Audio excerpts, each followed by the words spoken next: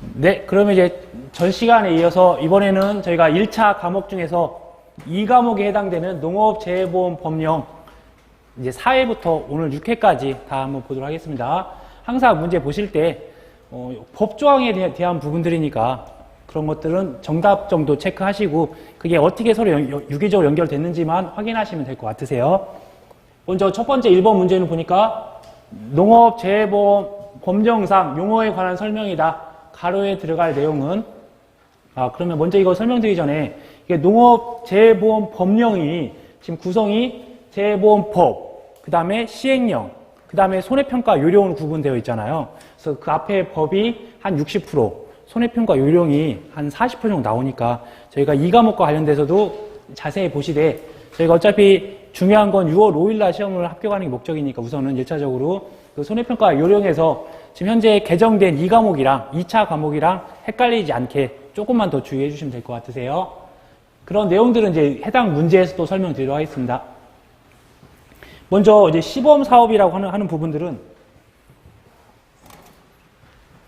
말 그대로 이 전국으로 가기 전에 일정한 기간 동안에 제한된 지역에서 간다. 이렇게 해서 포인트가 어떤 건지 이것만 잘 기억하시면 되세요.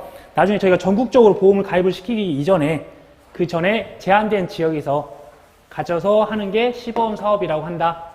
이렇게 보시고 지금 관련된 이렇게 용어에 대한 설명들이 이렇게 뭐 하나, 둘, 셋, 넷, 다섯, 6가지가 각각 해당되는 것들에 대한 정의를 묻거나 아니면 빈칸을 넣어서 묻는 문제들이 매회 한 문제씩 나오니까 이것도 한번 쭉 읽어보시면 되세요. 크게 어려움 없으니까. 그 다음에 여기서 보면 뭐 보험료라고 하는 거는 어떻게 외운다고 했죠? 보험 가입자가 보험 사업자에게 내야 된다. 보험금이라고 하는 거는 보험 사업자, 그러니까 보험회사가 보험 가입자한테 지급한다. 그런 것들 포인트만 우선 기억하시면 되세요. 그리고 이제 매년 또 나오는 게 이렇게 심의위원회에 대한 것들이 나오는데 이번에는 심의위원을 해촉할 수 있는 사유로 명시된 것이 아닌 것은 아닌 것이니까 특히나 이런 거 아닌 거 잘 표시해서 실수하지 않게 보니까 뭐 다른 부분은 해당 사항에 다 되는데 직무와 관련 없는 사실로 인해 이런 것 갖다가 해촉한다고 하면 큰일 나죠. 그래서 답은 직무와 관련 없는 비위 사실이 있는 경우 이렇게 보시면 되겠네요. 그래서 그러니까 거의 한 70% 정도는 간략하게 쉽게 나오니까 그 다음에 저희가 많이 외워야 되거나 그 다음에 좀 혼란스러운 거는 굳이 그런 거에 시간 할애하실 필요는 없으세요. 한 문제 나오는 거니까 그런 문제들은. 다음으로 손해평가사의 자격 취소 사유에 해당하지 않는 것. 역시나 자격증을 취소할 정도 사유라고 하면 좀 심한 사유가 되겠죠. 부정한 방법을 취득하거나 자격증을 빌려주거나 그 다음에 거짓으로 손해평가하는 사람도 하겠네요. 근데 단순하게 자질이 부족하다고 해서 자격증 취소까지 사유는 아니라는 거. 이렇게. 근데 결국은 이거를 암기하시면 안 된다는 거예요, 사실. 이거 답은 변화가 될 수 있으니까 해당하지 않는 것은. 그래서 되는 것들 암기하시면 되세요. 또 쭉 다음 문제를 보면, 농업재해보험 법령상 재해보험에 관한 설명으로 옳지 않은 것은 기본적으로 이제 주의하셔야 될 게 이게 농어업인지 꼭 체크 잘 하시고 농어업이니까 농작물, 임산물, 가축에다가 양식, 수산물까지 해당되는 거네요. 이 부분은 좀 난이도가 좀 있었던 것 같아요. 근데 좀 쉬운 부분도 있고 한번 보겠습니다. 재해보험에서 보상하는 재해 범위는 발생 빈도, 피해 정도, 객관적인 손해평가 방법 맞네요. 보험 목적물의 구체적인 범위는 농업재해보험 심의회 또는 어업재해보험의 심의회를 거치지 않고 농업정책보험금융원장이 고시한다. 이제 이런 문구는 전혀 없습니다. 그래서 없는 문장이 들어가 있으니까 3번이고 당연히 농장이나 회장이 고시해야 되겠죠. 또 그 다음 문제를 보시면 농업재해보험 법령상 보험 요율의 산정에 관한 내용이다. 가로에 들어갈 용어는 기본적으로 내용을 쭉 보니까 농장, 회장, 그다음에 약정을 체결해서 객관적이고 합리적으로 만들어라. 보험 목적물이나 아니면 보상 방식별로. 그러니까 이게 생산비 보장이냐, 수확 감소 보장이냐, 그런 산정하되 대통령령으로 정하는 행정구역이라고 하면 특별시, 도, 거기에다가, 권역단위. 그래서 이 안에 들어가는 게 또 오답으로 되는 게 이렇게 어떤 행정구역 단위가 뭐 시군, 자치구까지인데 뭐 읍면동을 한다든지 그런 식으로 또 오답이 나올 수가 있으니까 그 권역 단위라는 거랑 그다음에 행정구역의 단위가 어디까지 되는지 정도는 알고 계셔야 될 것 같으세요. 다음으로 농업재해보험 법령상 양식수산물 재해보험 손해평가인으로 위촉될 수 있는 자격 요건에 해당하지 않는 것은 다 해당 사항이 되는데 보니까 조교수 같은 경우는 3년이었죠. 3년. 한번 이제 관련돼서 다시 한번 점검을 해보도록 하겠습니다. 기본적으로 제가 손해평가인 같은 경우도 무조건 한 문제가 나와요. 그래서 해당하는 뭐 농작물이 됐든지 임산물이 됐든지 가축이 됐든지 양식수산물이 됐든지 이 경작을 하거나 사육을 하는 사람들은 5년 이상에 대한 기간이 있어야 된다는 거. 그다음에 고등학교에서 가르치는 거는 5년 이상. 아까 조교수는 3년이었죠. 그래서 가르치는 것들도 고등학교에서 가르치냐 아니면 대학에서 가르치냐에 따라서 3년과 5년의 차이가 난다는 거. 그다음에 전공자로서 관련 학을 전공자로서 연구기관이나 연구소에서 5년 이상 근무한 학사학위 이상 소지자 이런 부분이 있고요. 그런데 양식수산물 같은 경우는 이게 박사학위 소지라는 거. 그래서 학사학위까지는 뭐 임산물이나 농작물이나 가축인데 양식수산물 같은 경우는 박사학위 소지자여야 된다는 거. 연구소에서는 그래서 그런 부분만 차이점만 기억하시고요. 그다음에 이제 공무원인 경우에는 그것들에 대해서 연구, 지도, 관리하는 업무를 3년 이상 담당한 경력이 있는 사람. 공무원은 3년. 역시나 또 조교수 이상은 3년 이상 이렇게 보시고 그 다음에 보험회사, 이 보험과 관련된 것들 업무를 하셨던 분들 보험이나 공제 관련 업무를 3년 이상 또는 손해평가 업무 자체를 하셨던 분들은 2년 이상이면 된다는 거. 그 다음에 뭐 대학에서 80학점 뭐 이렇게 보험학과를 나왔다 이런 것들이 있고요. 그 다음에 또 주의하셔야 될 게 이 자격증 같은 경우는 농작물은 농산물 품질관리사, 그 다음에 가축은 수의사, 그 다음에 양식수산물에 수산질병관리사랑 수산물 품질관리사, 그 다음 수산양식기술사 이렇게 다양한 자격증이 있다. 이제 실수하지 않게 임산물만 없다. 임산물 품질관리사는 해당 사항이 없다는 거. 그런 것들만 주의하시면 되실 것 같으시고 꼭 한 문제 나오니까요. 한번 보시면 되세요. 다음으로 이제 재해보험 사업자가 보험 모집 및 손해평가 등 재해보험 업무의 일부를 위탁할 수 있는 자에 해당하지 않는 거. 그러니까 보험을 모집하려면 지역 농협에다가 해야 될 거고 손해평가 같은 경우는 그걸 맡길 수 있는 단체에다 맡겨야 되잖아요. 그러니까 손해사정을 업으로 하는 자 맞네요. 지역 농업 협동조합 맞죠? 지역 지구별 수산업 협동조합도 맞네요.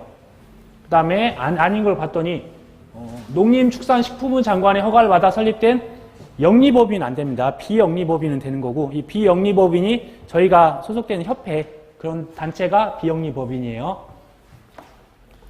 이제 이 부분들도 그래서 품목 대상이 기본적으로 농업과 관련된 부분들이 농업이랑 축산업 관련돼서 각 해당되는 품목별, 업종별 협동조합이 있고 산림 같은 경우는 지역 농협은 없는데 지역 산림조합과 품목별, 그 다음에 업종별 이런 부분이 있다는 거. 그 다음에 지구별 관련된 수산업 협동조합, 그 다음에 업종별 수산업 협동조합 이렇게 해서 같이 한번 읽어보시면 되세요. 또 심의에 관련된 부분이 나왔네요. 그래서 심의회 및 이 분과위원회에 관한 설명을 옳지 않은 것은 그래서 위원장 같은 경우는 차관이 하죠. 차관 각각 한 명씩 하고 부위원장 및 각 한 명 포함 21명 내의 위원으로 구성한다 맞고요. 심의회 회의는 제적위원 3분의 1 이상의 출석으로 개의하고 출석위원 과반수의 찬성을 의결한다. 이 제적위원 3분의 1 갖다가는 소집을 할 때 사용하는 거고 어떤 의결을 하거나 회의할 때는 절반 이상의 출석을 하셔야 되는 거죠. 그래서 이제 이런 부분이 어떤 이게 소집하는 숫자인지 아니면 의결하는 숫자인지 주의하시면 될 것 같으세요. 답은 2번이네요. 그 심의회가 분과위원도 많네요. 네, 아무튼 쭉 한 번 정도씩 읽어보시면 되세요. 다음으로 어떤 농업재해보험법령상 농업재해보험 기금에 관련된 내용을 가지고서 기금에 대한 결산 보고서에 첨부하여야 될 서류로 옳은 것은 그러니까 제가 보니까 이거를 어차피 기금 결산 보고서라고 무조건 써야 되더라고요. 물어보겠죠, 당연히. 기금 결산 보고서라고 하는 부분들이 있으니까 이 관련돼서 결산자가 들어가는 게 결산에 대해서 처음에 목차, 개요를 어떻게 할 건지 이 결산에 대해서 그동안에 대해서 기금이니까 어떻게 들어왔고 어떻게 지출했는지 그런 부분들 당연히 그거 관련된 뭐 재무제표도 있어야 될 거고 보고서 형식이니까 어떤 결과가 나왔는지 성과에 대한 보고서까지 이제 해당 사항들이 다 들어가 있다. 그래서 기금 결산 보고서를 통해서 이 들어가는 게 이 결산에 대한 부분들과 성과에 대한 부분이 보고서로 작성한다. 그래서 해당되는 거는 네, 전부 다 들어가네요.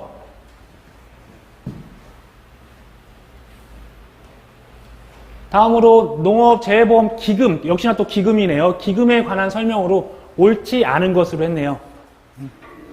여기서 또 이제 이 부분들이 서로 연결고리가 잘 이으셔야 돼요. 이게 어떠한 임원인지 아니면 소속된 공무원인지 그런 것들을 잘 구분하시기 위해서 각각의 원은 임원이라고 보시면 돼요. 임원. 그 다음에 각각의 뭐라고 표현되어 있죠? 이제 관은 담당자라고 보시면 되세요. 그런데 여기서 지금 하고 있는 부분들은 농림축산식품부 장관은 기금의 관리 운영에 관한 사무를 위탁한 경우에는 해양수산부 장관과 협의하여 소속 공무원 중에서 기금 출납원과 기금 출납원을 임명한다. 이 부분은 사실 이제 소속 공무원이 아니라 이제 임원 중에서 해당되는 기금 지출원이나 아니면 기금 출납원이 되겠죠. 한번 그것들을 연결고리 어떻게 되는지 한번 답을 보도록 할게요. 여기서 보면 이제 임원 중에서 원래 이제 임원 중에서는 각각에 대한 임원들이 나와. 임원 여기서 임원들이 나오는 거고 이제 이 임원에서 각각에 대한 담당자는 이제 저희가 관이라고 표현합니다. 그래서 만약 기금 수입 담당 임원은 기금 수입 관련된 징수를 하는 징수관으로 바뀌는 거고, 그 다음에 기금 지출에 대한 원인행위 담당 임원은 역시나 기금과 관련된 재무관으로 이제 변경이 되는 거고, 기금 지출 원은 역시나 저희가 기금 지출관으로 이렇게 해서 담당 공무원으로 바뀐다는 거. 기금 출납 원도 역시나 기금 출납 공무원이라고 표현이 되어 있네요. 기금 출납관이 위에 있으니까 밑에는 그냥 기금 출납 공무원으로 이렇게 연결되어 있으니까 이게 원인지, 그러니까 임원인지 아니면 그것들이 담당자인지 그걸 구분하는 거는 그냥 원과 관으로 구분한다.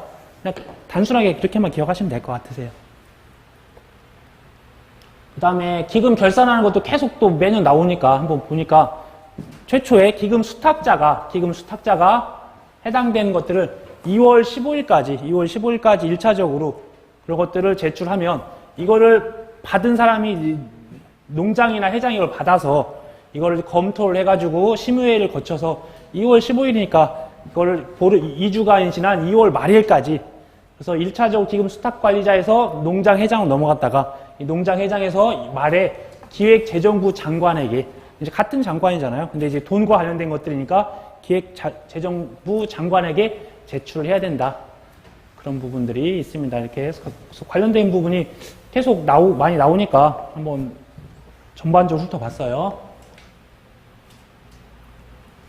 그 다음에 벌칙 기준이 나왔는데 벌칙 기준 같은 경우는 이게 3년 이상 3천만 원 이상과 그 다음에 500만 원 이하 그거하고 나머지가 다 이 가운데에 들어가 있는 1년 이하의 징역 또는 1,000만 원 이하의 벌금이죠. 그래서 저희가 이걸 다 암기하기보다는 여기서 보시면 저희는 좀 쉽게 암기하면 돼요. 이 벌칙 조항에 보면 이 3년 이하의 징역 또는 3천만 원 이하의 벌금을 처하는 게 돈 가지고서 서로 이제 금품 등을 제공해서 서로 요구하고 그다음 그것들에서 요구에 대해서 해당해 주는 거 그런 것들은 3년 이하의 징역 또는 3천만 원 이하의 벌금이라고 가장 과하고 맨 마지막에 500만 원 같은 경우는 이걸 이제 회계나 서류 같은 것들을 이제 위조하거나 처리한 사람들은 500만 원 이하의 벌금이다. 나머지 뭐 위반하에 모집하거나 뭐 거짓으로 하거나 자격증을 대여하거나 뭐 명의 사용을 한 사람들은 1년 이하의 징역 또는 1천만 원 미만이니까 특히 3년과 500만 원을 더 좀 기억을 해주세요. 그냥. 그 다음에 농업재해보험 법령상 또 역시나 기금의 결산에 관한 내용이다. 가로에 들어갈 내용을 순서대로 옳게 나열하는 것은 기금에 대해서 좀 꽂혔었나 봐. 이때 출제자가. 네. 근데 너무 많이 나왔는데 아무튼 기금 수탁 관리자는 나왔네요. 날짜가 다음 회계년도 아까 2월 15일까지 농장이나 회장한테 제출하면 그 농장이나 해장은 그것들을 협의해서 어떠한 이제 심의회 통해서 회의 거쳐가지고 언제 2월 말일까지 누구한테 기획재정부 장관한테 제출한다. 그래서 답은 이 3번이 되겠네. 2월 15일과 2월 말일.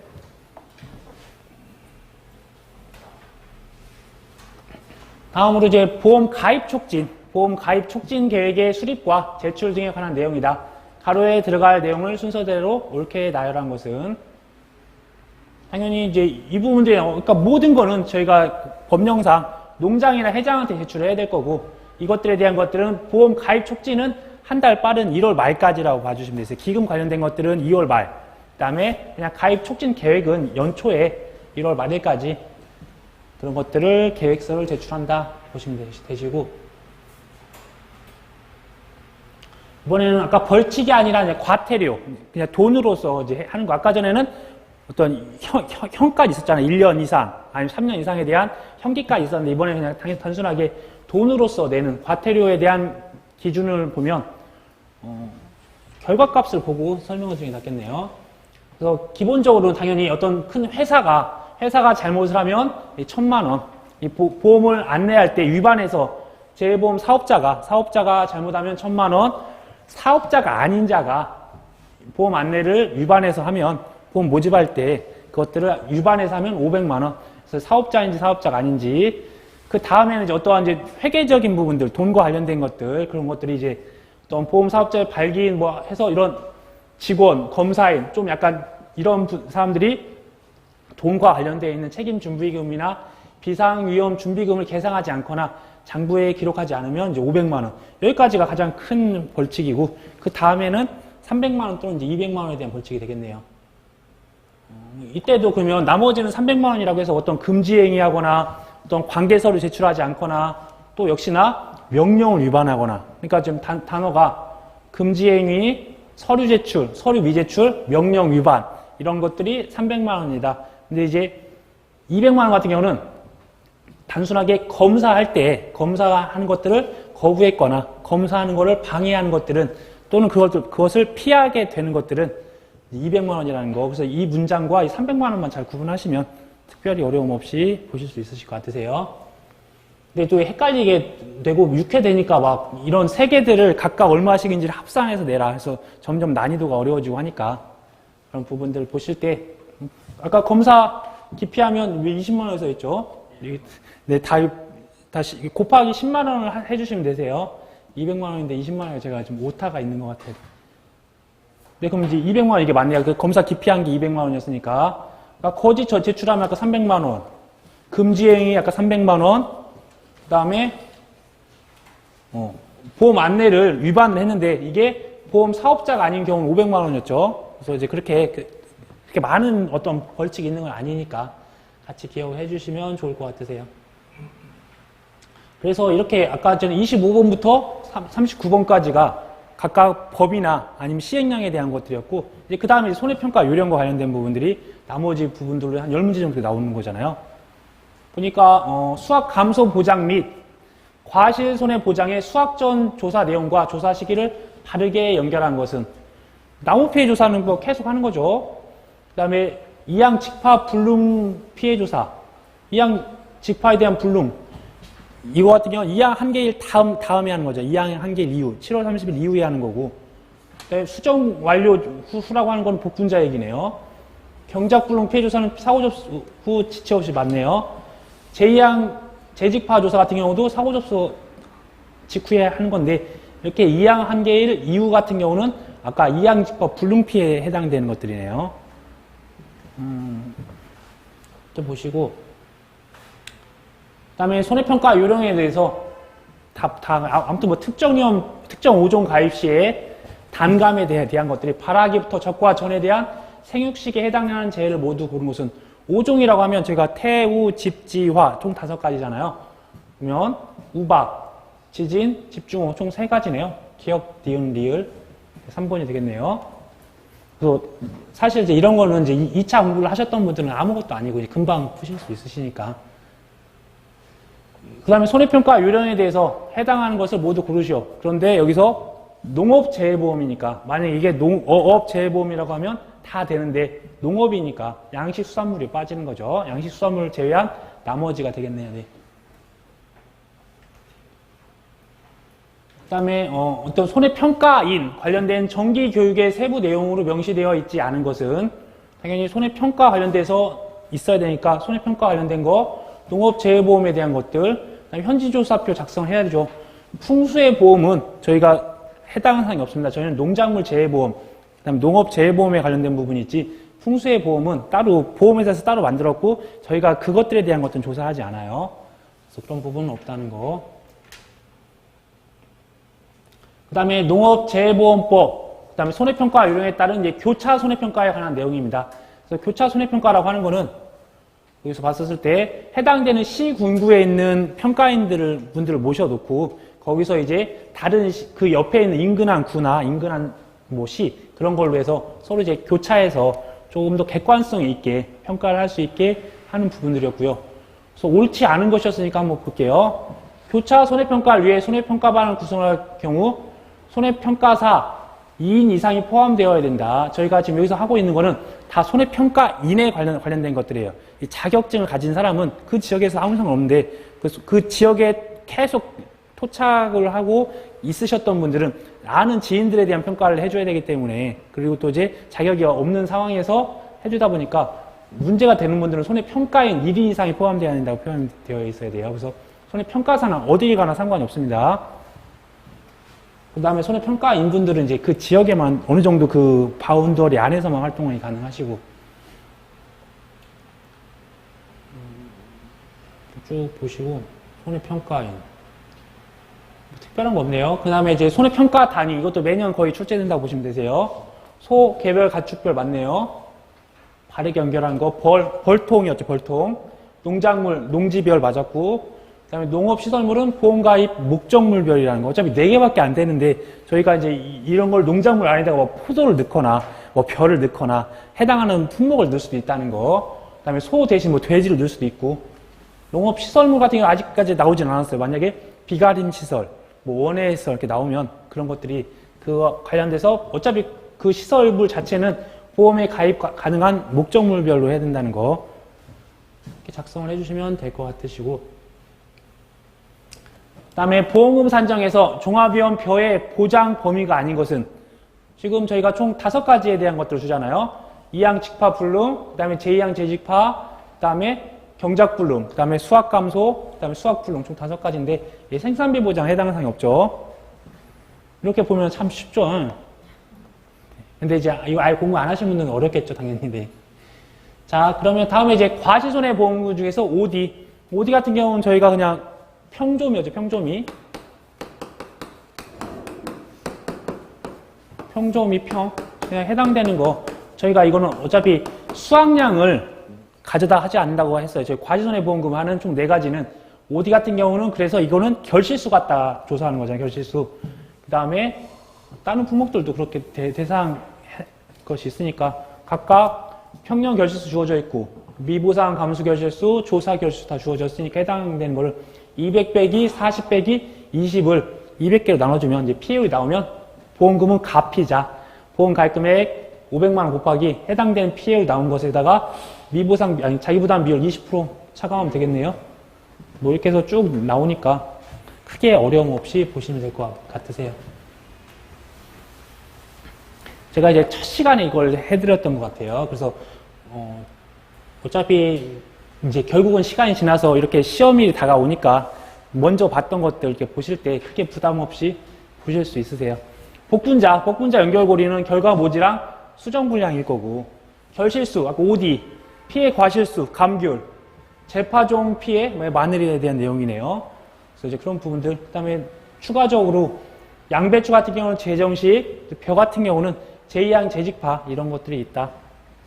서로 연결고리. 그리고 또 이제 이런 것들 개념을 잡아두시면 나중에 이 과목에서도 저희가 조사하는 방법들이나 그것도 연결고리, 그 다음에 찾는 거, 또 보험금 구하는 것도 같이 연결이 되니까 이렇게 보시면 되실 것 같고. 그 다음에 사과, 배, 단감, 떫은감에 대해서 전수조사가 명시된 거는 지금 저가전 종합2에서 전수조사 하는 거는 지금 낙과 피해만 현재 전수하고 있어요. 육아 타박률. 그 모든 육아, 제가 얼마 전에 배 농장에 가서, 배 과정 가서 적과를 해봤는데 어마무시해요. 어마무시한데 그걸 다 하나하나 센다고 하면 사람은 큰일 납니다. 육아타방에도 표본조사 할 거고, 적과와 척과수도 나무에 달려있는 걸 하나하나 세야 되는데, 천주가 있는 걸 천주를 다 센다고 상상을 하면, 네, 며칠이 걸릴지도 몰라야 돼. 그래서 표본주를 저희가 품목별 표본주 수표에 따라서 표본주 선정해서 적과와 척과수도 하는 거고, 피해 사실 확인 조사는 피해가 있는지 없는지 확인하는 거예요. 다 하나씩 갖다가 확인할 수 있지도 않고, 피해 사실 확인 조사라고 하는 거는 예찰 조사 개념으로 미리 가서 한번 조사해보는 거고, 결국엔 저희가 조사하는 목적은 추가 조사를 하기 위해서 본격적으로 그걸 통해서 어떤 수확량 조사나 아니면 피해 났던 것들을 확인할 때 그 조사하기 이전에 대한 조사니까 따로 전수조사는 없다.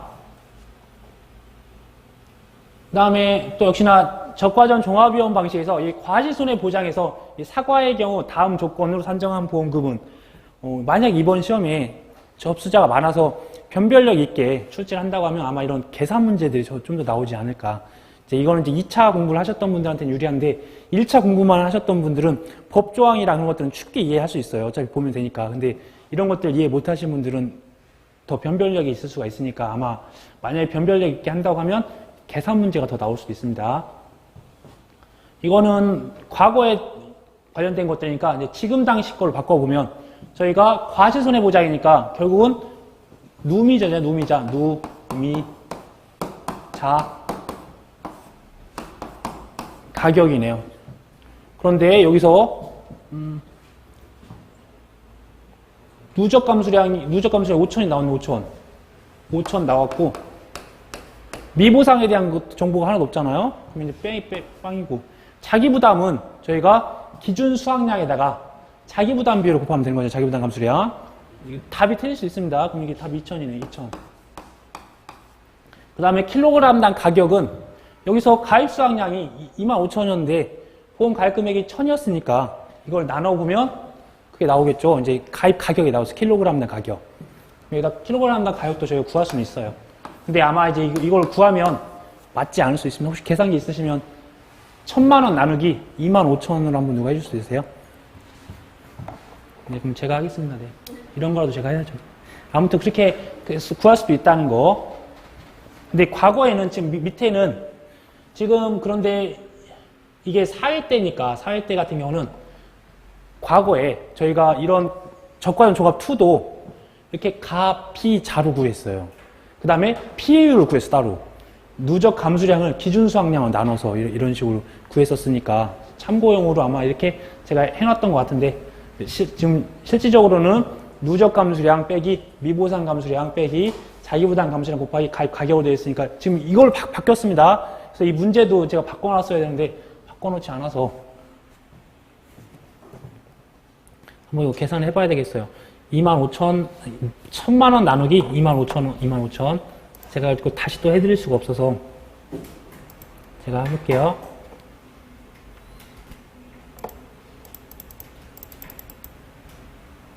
나누기 25,000. 400원이네. 킬로그램당 400원이네요. 120만 원이요? 네, 이렇게 해서 지금 이제 변경된 걸로 저희가 적용하면 4회 때는 달랐지만 지금 풀 때는 이렇게 푸셔야 돼, 이렇게. 그래서 만약에 이런 부분들 주의해 주시고.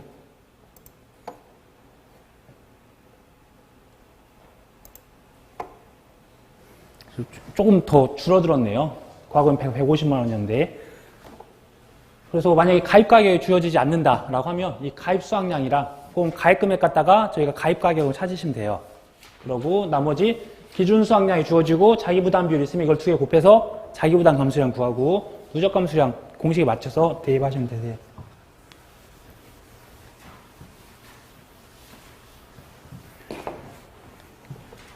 네, 이렇게 해서 4회 끝났고 이제 5회 보도록 하겠습니다. 5회. 이제 5회 같은 경우도 보니까 어떠한 이번에는 처음에 나온 게 재보험이네. 재보험. 이게 일반적인 재보험인지 재보험인지, 재보험은 회사 대 회사 그렇게 해서 다 적용되지 않는다는 거. 그래서 재보험에 대해서 옳은 것을 구하라고 했네요. 뭐 재보험 사업을 할 수 없다, 할 수 있죠. 정부는. 정부가 대표적인 재보험 사업자라고 보시면 될 것 같고. 어떤 약정 이런 것들은 대부분 다 재보험에 대한 수수료나 그런 것들 다 대통령령으로 정할 거고, 그다음에 재보험 약정서에는 재보험금의 지급에 관한 사항뿐 아니라 분쟁에 관한 사항도 포함되어야 한다. 사실 이제 이 회사와 회사에 대한 분쟁에 대한 내용은 없습니다. 그래서 분쟁에 관한 내용이 없으니까 포함된다고 했으니까 틀렸고요. 다음으로 농업재해보험법령상 농업재해보험 기금에 관련된 거네요. 기금에 관한 설명이다. 가로에 들어갈 내용을 순서대로 옳게 나열한 것은, 기본적으로 농장은 항상 회장과 협의합니다. 무조건 농장은 회장과 협의할 거고, 그래서 농업재해보험 기금의 수입과 지출을 명확하게 위하여 한국은행에, 저희가 지금 하고 있는 게 기금이니까 보험 계정이 아닌 이제 기금 계정을 가져다 써야 되죠. 그럼 해양수산부 장관과 협의하고, 그다음에 기금에 관련된 거니까 기금 계정 이렇게 해서 기억하시고, 항상 문장 안에 답이 다 있다 이렇게 생각하시면 되세요. 다음으로 농업재해보험법 시행령에서 이번에 이제 시행령이 나왔네요. 그러니까 분포도도 법이 거의 한 70%, 시행령은 한 20, 30% 정도밖에 나오진 않으니까, 이 시행령에서 정하고 있는 과태료 부과 기준액을 모두 합한 금액인데 어렵게 나왔네요. 이번에 보니까 아까 보험 안내를 위반해서 안내했으면 재보험 사업자가 아닌 경우가 아까 전에 저희가 500만 원이죠. 500만 원. 그 다음에 나머지, 그 다음에 1000만 원 됐던 게 뭐라고 했죠? 1000만 원은 이 재보험 사업자가 아닌 사람이 아니라 재보험 사업자가 잘못했던 거. 그 다음에 맨 마지막에 200만 원짜리만 기억하시고 나머지 300만 원 했잖아요. 그래서 봤더니 서류 거짓으로 제출한 사람 300만 원, 금지행위 한 사람 300만 원. 아까 전에 무슨 뭐 기피했거나 그런 사람들이 약간 200만 원이었잖아요. 다 더하면 1100만 원이네요. 이렇게 해서 보시면 될 것 같고, 다시 한번 1000만 원 같은 경우 재보험 사업자가 위반하여 보험 안내한 사람들이 1000만 원, 그 다음에 나머지 내용 쭉 보시다가, 그 다음에 이 재보험 사업자가 아닌 사람은 500만 원, 그 다음에 쭉 내용을 보시다가 맨 마지막에 200만 원 되는 게 검사 받을 때 거부하거나 방해하거나 또는 기피한 경우가 200만 원이다. 그 다음에 또 주의해야 될 게, 이렇게 500만 원짜리 하나가 더 있는데, 이 회계에 관련돼서 책임준비금이나 비상위험준비금을 계산하지 않거나 장부에 기록하지 않은 경우, 어떻게 보면 회사에 대한 내용들로 되어 있는 부분들이니까 개인이 아니라 이런 것들은 500만 원에 해당된다. 다음에 이제 농업재해보험법령에서 이 손해평가 요령이 중간에 나왔네요. 손해평가 요령상 다음의 설명 중 옳지 않은 것은, 여기서 보니까 손해평가사나 손해사정사가 아닌 경우에는 손해평가인이 될 수 없다. 아니죠. 손해평가사나 손해사정사는 따로 개별적으로 할 수 있고, 그 사람들이 손해평가인이 되는 건 아니잖아요. 그래서 말이 좀 어폐가 안 맞는데, 아무튼 말이 안 되니까 아니다. 쭉 보시고,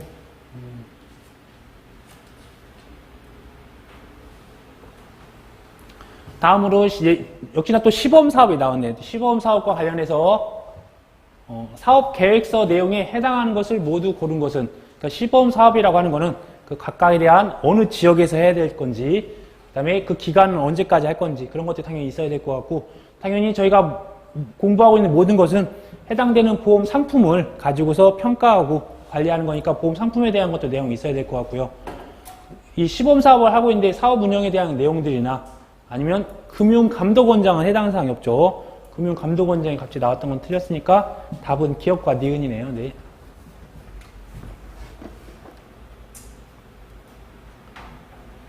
그 다음에 손해평가 요령상 손해평가인의 업무가 아닌 것은, 아까 이 문제가 한 번 안 나온 것 같아요. 지금까지 제가 이건 계속 나오다가, 손해평가인의 업무가 아닌 것은 최초의 피해 사실 확인할 거고, 그 다음에 보험 가액이나 손해액을 평가하고, 그 다음에 그 밖에 손해평가에 필요한 사항들이 있다고 하는데, 오답으로 나오는 게 보험료나 아니면 보험금, 그게 오답으로. 그래서 보험 가액이지 저희가 보험금을 평가하거나 아니면 보험료를 평가를 하지 않는다는 거, 그래서 주의해 주세요. 그러니까 말이 유사한데 또 눈에 좀 안 띌 때가 있어야 돼. 그 다음에 손해평가 요령상 손해평가인의 교육에 관한 설명으로 옳지 않은 것은, 답을 한번 보면 위촉된 손해평가인, 그러니까 자격시험을 통과하지 않고 재보험 사업자가 위촉한 손해평가인은 실무교육을 지금 1년마다 받고 있습니다. 1년마다. 그래서 1년마다 받고 있는데 재보험 사업자에 대해서 손해평가인은 교육비를 지급한다. 손해평가인이 재보험 사업자한테 교육비를 지급하는 일은 없습니다. 교육비를 받으면 받았지. 그래서 이제 교육비를 내고서 수업을 받아야 된다고 하니까 틀렸네요.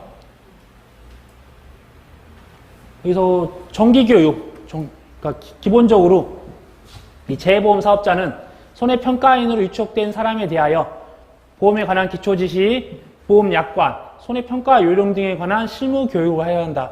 지금 저희가 이번 연도 실무 교육 21시간을 받았어요. 21시간을 받았고, 그 다음에 정기 교육이라고 하는 거는 따로 이 실무 교육과 다른 정기 교육은 4시간 이상으로 따로 할 수가 있다. 필요에 따라서 하는 게 이제 정기 교육이라고 보시면 되세요. 그래서 농업 재보험에 관한 기초 지식, 농업 재보험의 종류 및 병류별 약관, 손해평가의 절차 및 방법. 아까 여기서 보면 아까 풍수해 보험 같은 거 한다고 했는데 오답이었어요.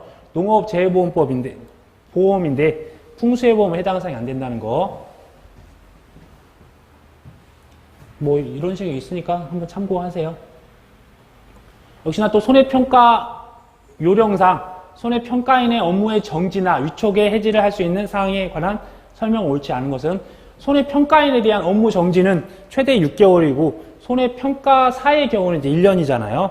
네, 그런 것들 기본으로 하시고 내용을 보시면 될 것 같으세요. 손해평가인의 농업재해보험 손해평가 요령의 규정을 위반한 경우 위촉을 해지할 수 있다. 해지가 아니라 취소하는 거죠. 위촉을 취소할 수 있다고 해야 되니까 그냥 쉽게 간과하면 네, 틀릴 수가 있겠네요. 맞네. 네, 해지도 맞네. 해지도 맞고. 잠깐만.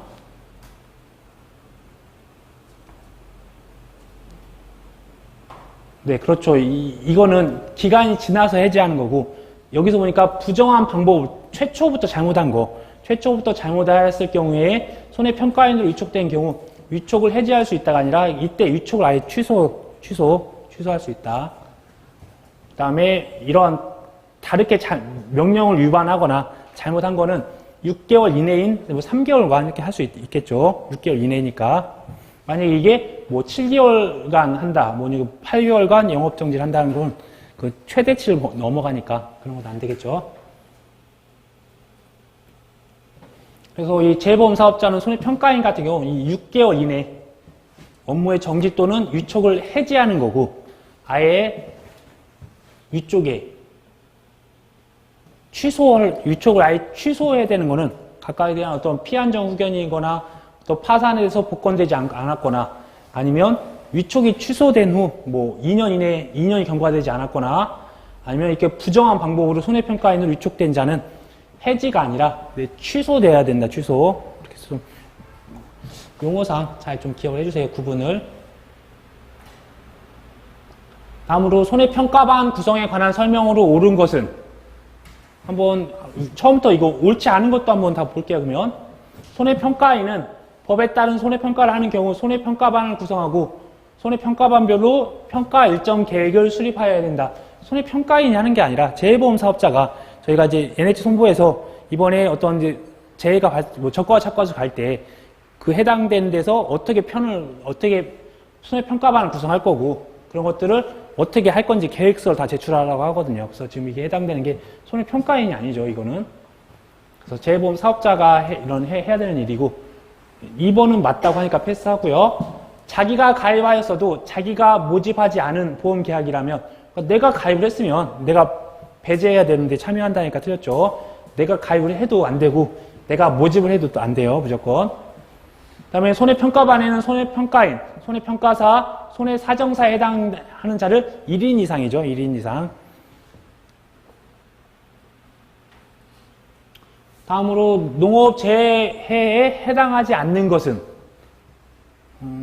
뭐 지금 농작물, 농업용 시설물, 임산물 다 해당되는데 농어촌 주민에 대한 주택에 발생되는 건 해당하는 사항 없습니다. 다음으로 심의의 심의사항에 해당하는 것을 모두 고른 것은 어떻게 되는지 고르라겠네요. 어떤 재보험 목적물에 대한 선정, 그 다음에 어떠한 보상하는 손해 그런 것들도 있을 수가 있고, 뭐 사업자에 대한 재정 지원에 관련된 부분들, 그다음에 손해평가의 방법과 절차에 관한 사항. 그러니까 사실 이제 이 부분이 이제 심의회에서 이 결정을 한다고 하니까 좀 약간 아닌 것 같다는 느낌도 드는데 실질적으로 심의회에서는 이 손해평가와 관련된 내용들도 다 들어간다. 한번 그 내용을 한번 또 보도록 할게요. 그럼 심의회에서 하는 게 저희가 1과목과 2과목을 같이 한다. 어디까지? 여기까지 이렇게 볼게요. 1과목에 보면 보험의 목적이 들어갈 거고, 그 다음에 보상하는 재에 들어갈 거고, 그 다음에 자기부담금과 관련돼서 정부에서, 보험료 관련돼서 정부에서 지원하는 부분도 있잖아요. 그래서 1과목 관련된 내용들이 좀 있고, 그 다음에 2과목 관련된 게 손해평가 방법이나 절차, 그래서 보험금 산정하는 부분들도 심의회에서 정한다. 그 다음에 뒤에는 이제 재보험과 관련돼서 정부에 대한 책임 범위 같은 것들도 있을 수가 있고, 재보험을 다시 가입했을 경우에, 그 다음에 또 역시나 재보험 사업 관련된 것들, 또 재보험과 그 다음에 뭐 따로 이런 것들을 다른 법률에 정한 거 있으면 그것도 해주겠다. 또는 농장이나 해장이 필요하다고 인정하는 것 가져다 하겠다.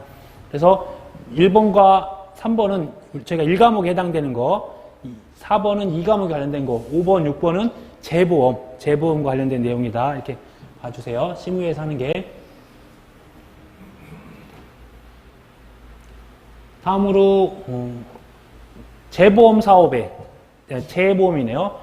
재보험 사업에 관한 내용으로 옳지 않은 것은 했네요. 첫 번째 보니까 재보험 사업을 하려는 자는 농장 또는 이제 해장과 협의해 약정을 체결해야지 기획재정부 장관이 들어올 건 아닙니다.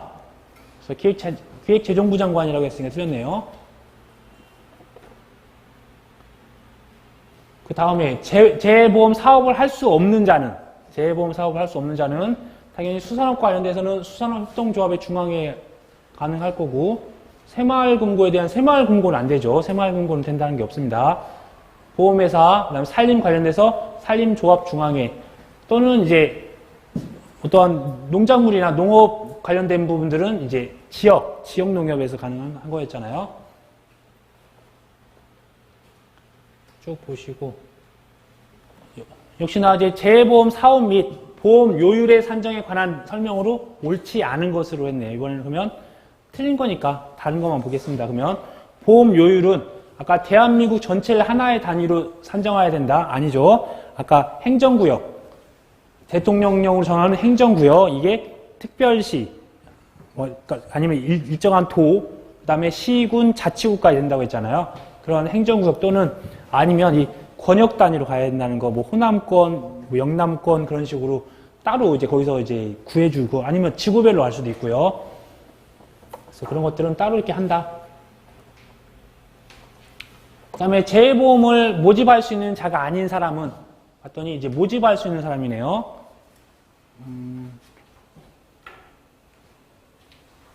그러니까 기본적으로 저희가 보험을 모집할 수 있는 사람들이 누군지 상상해 보시면 되세요.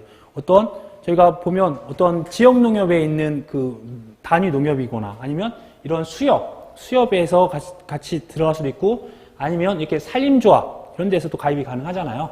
그 다음에 보험을 모집할 수 있는 사람도 있는 데서 가입이 가능할 건데, 이 수산업협동조합에 따라서 해양수산부 장관이 인정한 자, 아니면 또 농림축산식품부 장관이 인정한 자, 그런 사람들은 아니라는 거예요. 그냥.